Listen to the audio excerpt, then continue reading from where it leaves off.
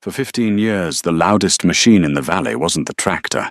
It was the dump truck, dropping tons of rejected wool against Jasper's fence line. The town called it industrial waste. Jasper called it a nuisance. But today, you know that exact waste as a $3,000 restoration hardware rug. The year was 1998, and Jasper Thorne had just poured the last of his savings into 40 acres of rolling rocky pasture in the Ole Valley of Pennsylvania. He and his wife Hazel had a simple dream, a modest sheep farm, a quiet life, and a chance to build something with their own hands. The farmhouse was built in the 1800s, drafty but structurally sound. The soil was tough, but the grass was sweet enough for a starter flock of merino sheep. There was only one catch, and it loomed right at the eastern edge of their property line. Brampton Valley Mills was a textile juggernaut. Established in 1892, the colossal brick complex was the economic heartbeat of the county. They produced thousands of miles of tightly woven wool suit fabrics, heavy military blankets, and industrial-grade carpet rolls. The mill operated 24 hours a day, spitting out a constant low-frequency hum that vibrated through the floorboards of Jasper's farmhouse. But the noise wasn't the problem. The problem was the 1914 zoning variance tied to Jasper's land deed. Long before environmental protection laws existed, a local judge had granted the mill a permanent easement to use the deep ravine bordering the farm's lower pasture as an overflow site for biodegradable natural textile byproducts. In plain English, it was a legal dumping ground. For the first few months, Jasper didn't think much of it. But in late November, the first truck arrived. It was a massive 10-ton commercial dump truck.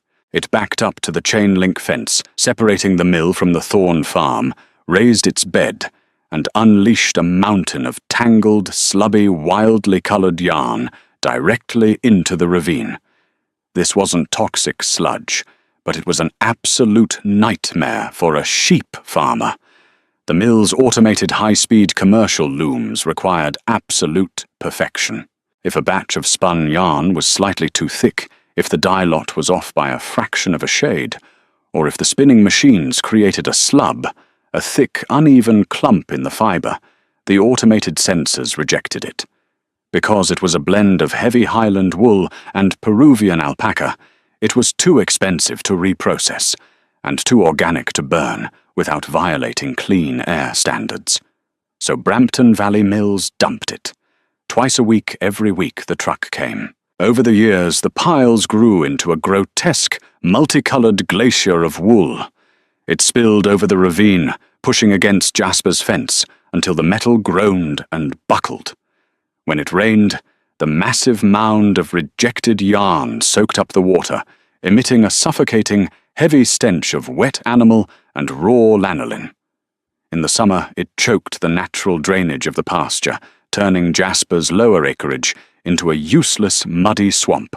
Worse, his sheep would wander near the fence, and their hooves would get dangerously tangled in the thick, unyielding ropes of discarded yarn.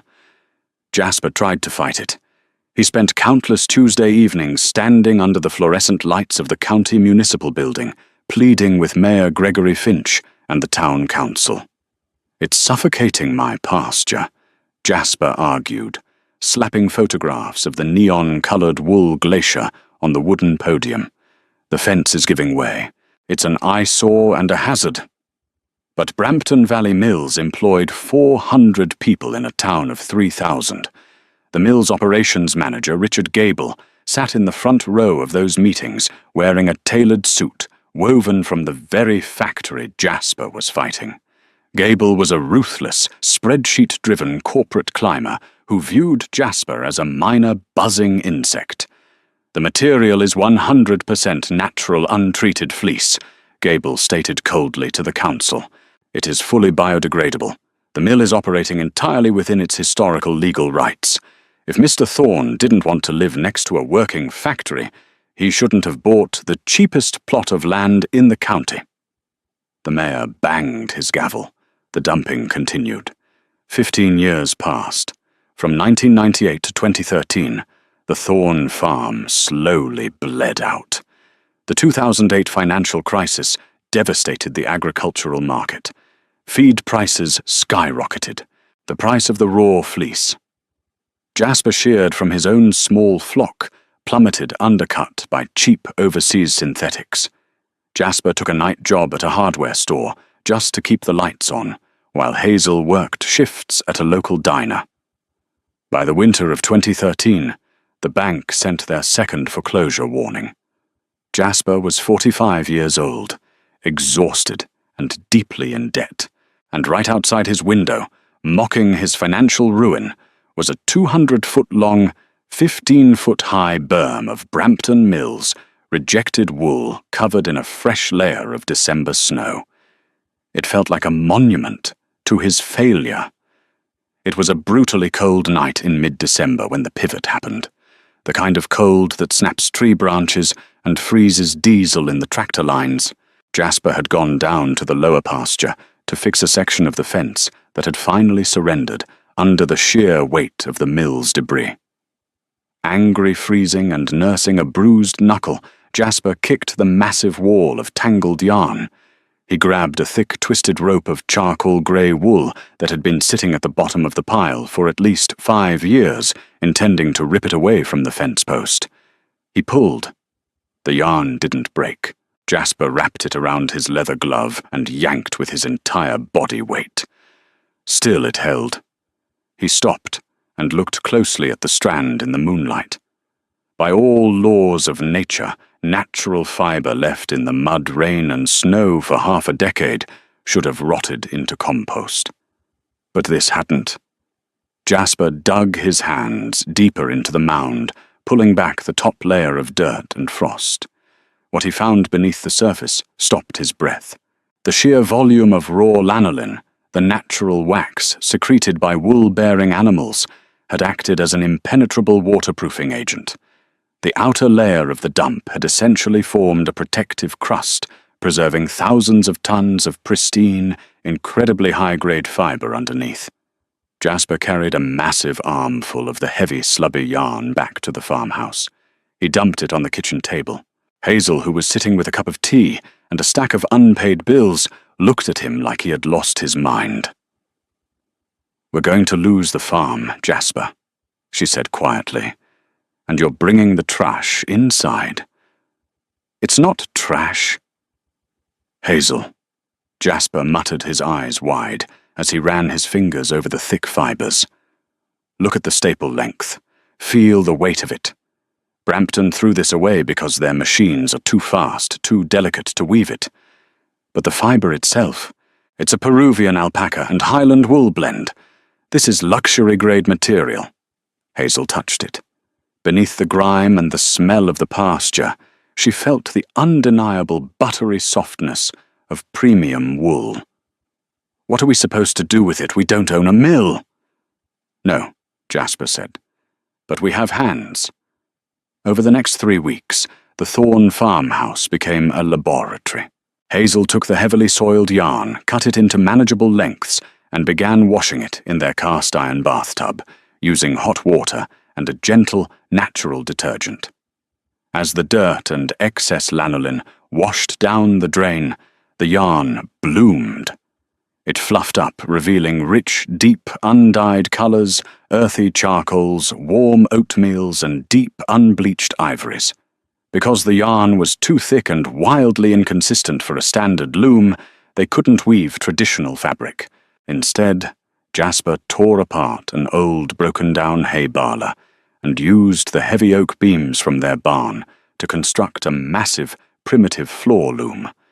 It looked like a medieval siege engine. They decided to make rugs.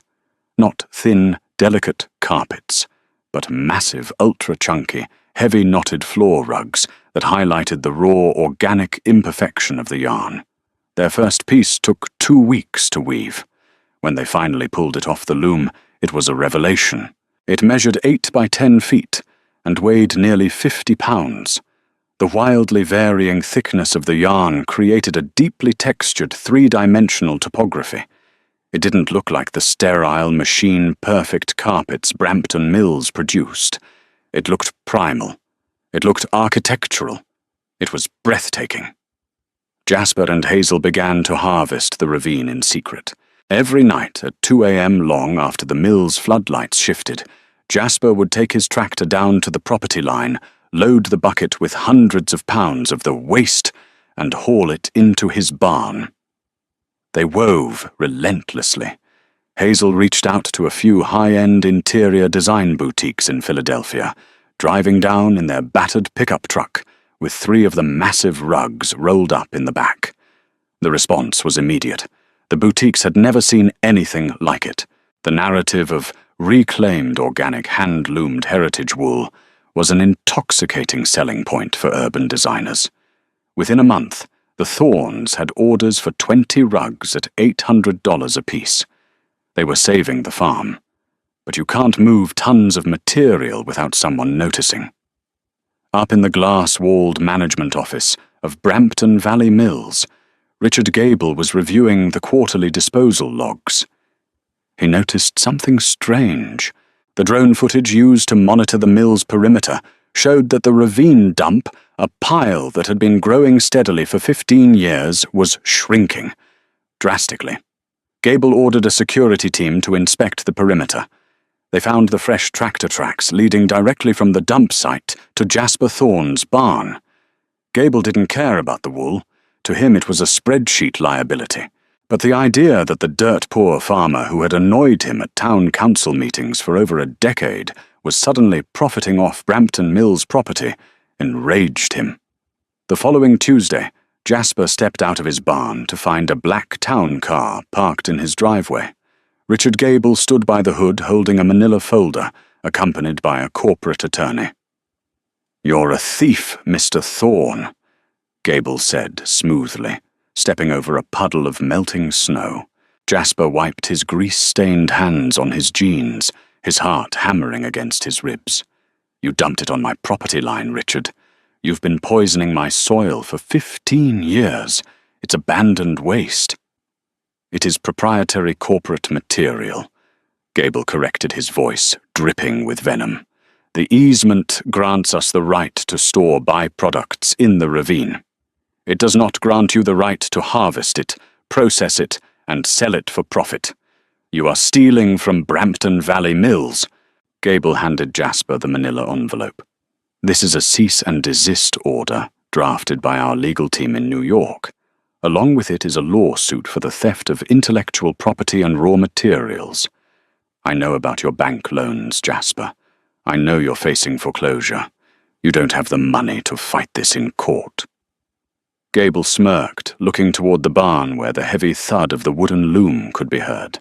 "By the time my lawyers are done bleeding you out, I'll own your rugs, I'll own your barn, and I will bulldoze that farmhouse to expand our parking lot." Gable turned and walked back to his car. But he didn't stop there. The next day, the dump truck stopped coming to the fence line. Instead, Gable ordered the mill workers to start spraying the newly rejected yarn with chemical dye strippers, rendering it toxic and unusable, and then incinerating it. He was willing to spend thousands of dollars a month on disposal just to choke out Jasper's supply. Jasper stood by his fence, watching the black smoke rise from the mill's incinerators, clutching the lawsuit in his hand. The local boutique orders weren't going to be enough to cover a massive corporate legal battle. If he was going to survive, he couldn't play small anymore. He didn't just need a buyer. He needed a Goliath of his own to fight Gable. He walked back into the house, looked at Hazel and said, "Pack the truck.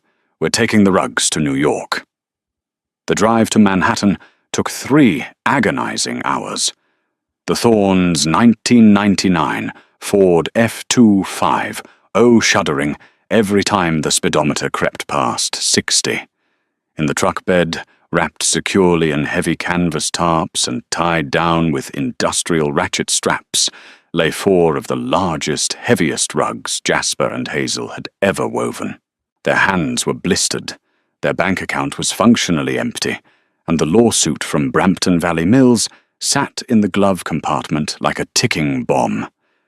Jasper had no appointments. He had no contacts in the high-end interior design world. What he had was a desperate, wild idea born from an old trade magazine Hazel had found in the local library. The article had profiled Restoration Hardware, a company undergoing a massive, aggressive rebranding under its visionary CEO Gary Friedman. Friedman was transforming the brand from a purveyor of nostalgic trinkets into a titan of raw, massive, unapologetic luxury. The magazine showcased their new galleries, sprawling concrete and steel cathedrals, filled with distressed European oak Belgian linen and massive, chunky textures.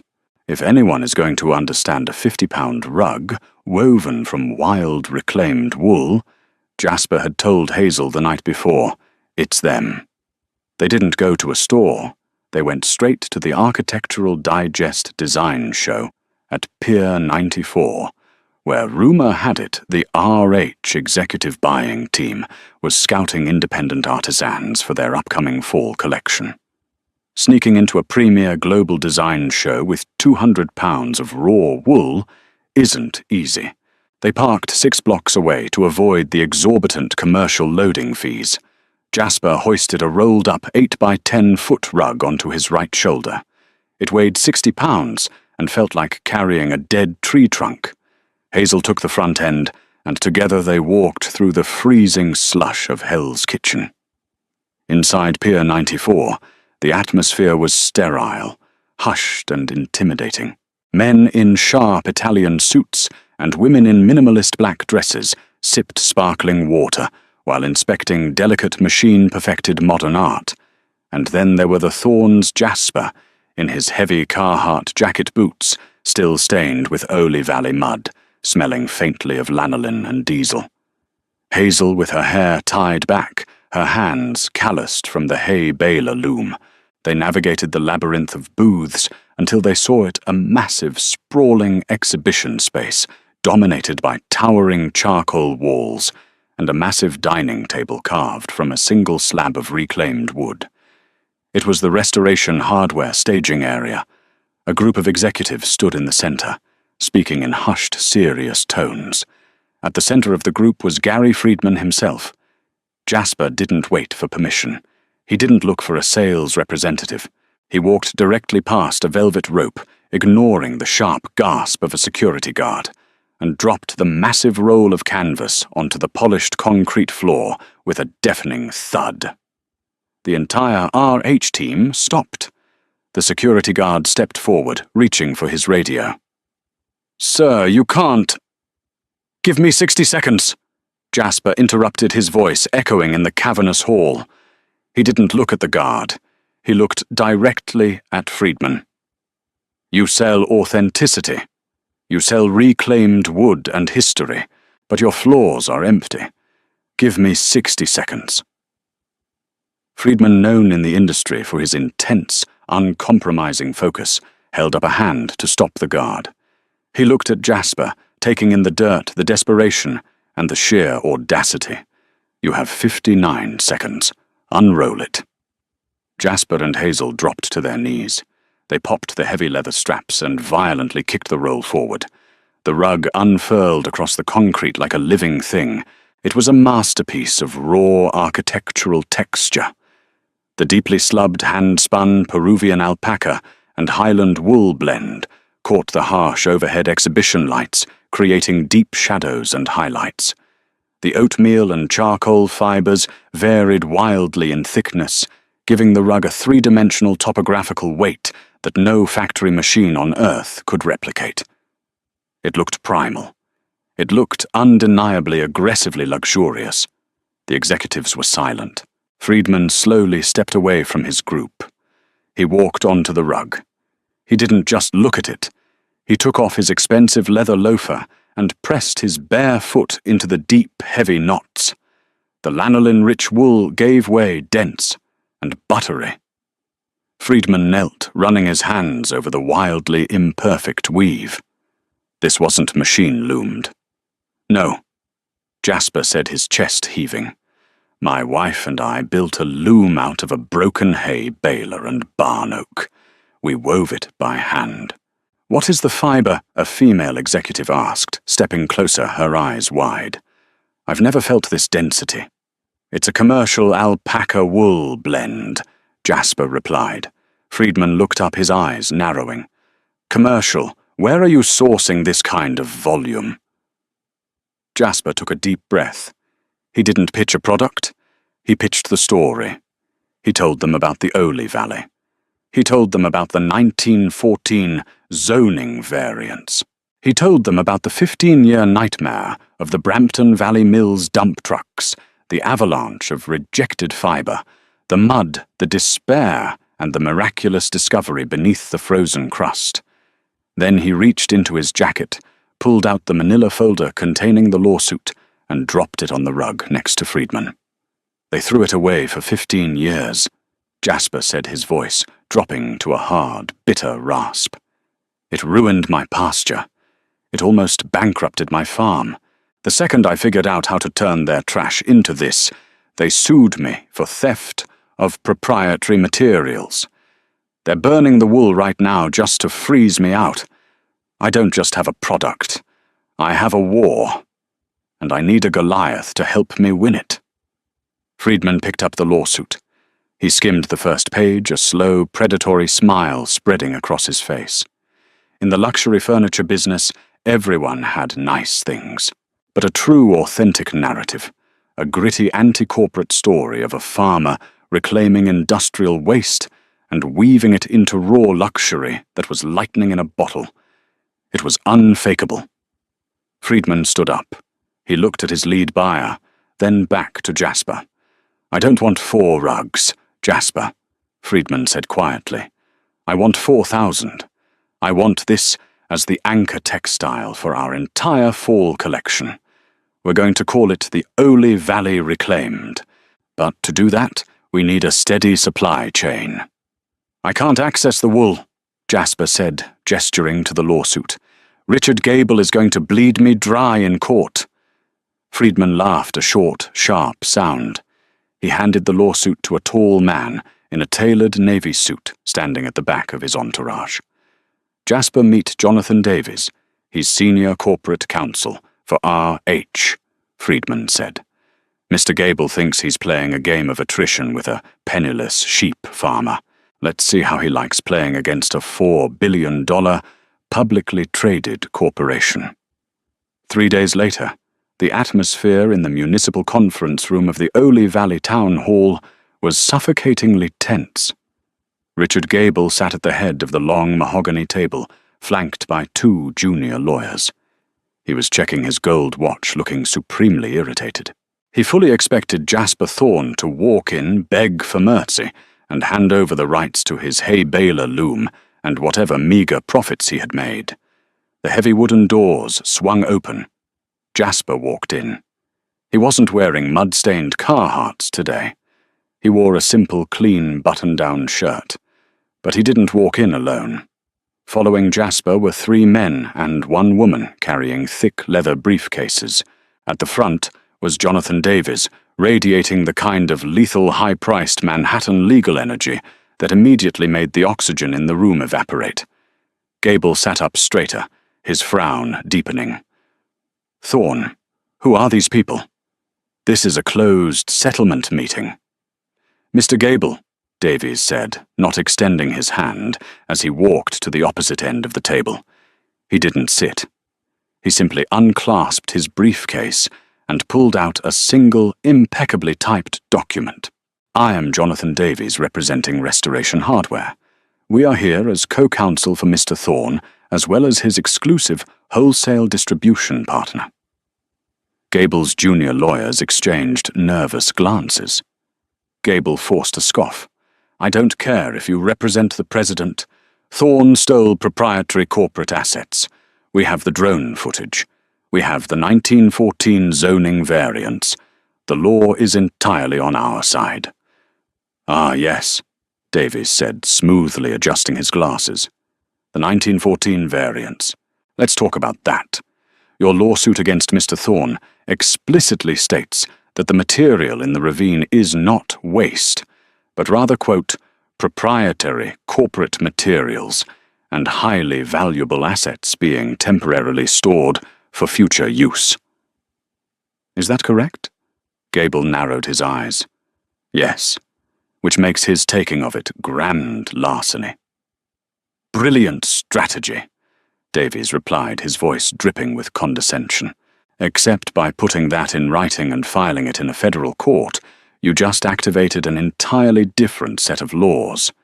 You see, Mr. Gable, if the material was waste, you were covered by the 1914 variants. But the moment you legally classified it as a stored corporate asset, you admitted that Brampton Valley Mills has been operating an unzoned, unlicensed commercial storage facility on agricultural-adjacent land for 15 years. The colour began to drain from Gable's face. Davies began dropping photographs onto the table. Large, high-resolution prints of the massive wool pile leaning against Jasper's broken fence. Furthermore, Davies continued, his voice rising in volume and authority, because this is an unlined open-air storage facility containing commercially dyed and lanolin-heavy industrial assets, you are in direct violation of the Clean Water Act, the Environmental Protection Agency's runoff statutes, and Pennsylvania's commercial zoning laws. We had an independent environmental surveyor out there yesterday. The lanolin runoff has altered the soil pH of a protected watershed. Davies leaned forward, planting his knuckles on the mahogany table, looking directly into Gable's eyes. So here is how today goes, Richard. You are going to drop the theft lawsuit against Mr. Thorne immediately. You are going to sign a legally binding transfer of ownership giving Mr. Thorne the exclusive rights to the entirety of the material currently sitting in that ravine. In exchange, Mr. Thorne will generously assume the cleanup of your illegal storage facility, saving Brampton Valley Mills from an EPA investigation that will carry fines estimated at roughly $12 million. Gable opened his mouth to speak, but Davies cut him off. If you do not sign this by 5 p.m. today, Restoration Hardware's legal team will file an injunction that will freeze Brampton Mills operating accounts, alert the EPA, and personally sue you, the board of directors, for gross environmental negligence. We have a war chest of $50 million specifically earmarked for litigation. We will drown you, Richard. You won't just lose your job. You will go to federal prison. The room was dead silent. The only sound was the faint, rhythmic ticking of Gable's gold watch. Gable looked at his junior lawyers. They were staring at the table, utterly defeated. They knew a checkmate when they saw one. Gable's hand shook slightly as he reached for his gold pen. Without a single word, he signed the transfer of ownership. Within 6 months, the Thorne farm was unrecognizable. The threat of foreclosure was a distant, laughable memory. Jasper and Hazel didn't just harvest the ravine. They industrialized the reclamation. They used their massive advance from Restoration Hardware to build a state-of-the-art, eco-friendly washing and carding facility right on their property. They hired 40 local workers, many of whom were former Brampton Mill employees who had been laid off when Gable's aggressive cost-cutting measures failed to save the company's plummeting margins. They built a dozen massive mechanized versions of their original hay baler loom, capable of handling the wildly thick, unpredictable yarn without losing the organic hand-woven texture that made the rugs so valuable. The Ole Valley Reclaimed collection debuted in Restoration Hardware galleries from New York to Los Angeles. The marketing materials didn't feature sterile studios. They featured sweeping cinematic shots of Jasper's farm, the massive bales of wild wool, and the story of the ravine. The rugs, priced at $3,000 each, sold out on back order for 2 straight years. 3 years later, Brampton Valley Mills, unable to compete with cheaper overseas manufacturing and crippled by poor management, filed for bankruptcy. The massive brick complex went up for auction. Jasper Thorne attended the auction. He didn't wear a suit. He wore his heavy Carhartt jacket. He bought the main warehouse for pennies on the dollar, converting it into a massive expansion for his own thriving textile brand. He tore down the chain-link fence that had separated the two properties for a century, letting his sheep graze freely across the newly reclaimed pristine land. He had taken the mountain of waste meant to bury him, and he had built an empire on top of it. Jasper's story proves that sometimes the exact thing trying to bury you is the very foundation you need to build your empire. It takes vision to see the gold in the dirt and undeniable grit to weave it into a masterpiece.